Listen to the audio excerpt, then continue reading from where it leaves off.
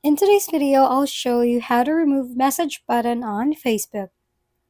All you have to do is follow the steps that I'm going to show you, so make sure you watch the video until the end. So let's dive right in. To remove message button on Facebook, first you have to make sure that your Facebook app is already updated. Once updated, all you need to do is to open the Facebook app in your device. Then go click the three lines icon at the upper right corner of your screen. Next, click the gear icon located also at the top left corner of your screen to access settings and privacy.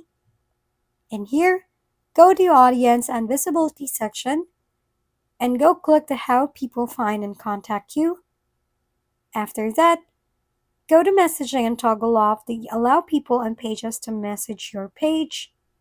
Now all you need to do is to restart the app, and there you have it. You've successfully removed message button on Facebook.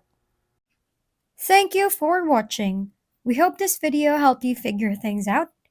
If we've been helpful, kindly give us a thumbs up and don't forget to hit the subscribe and bell button for more contents.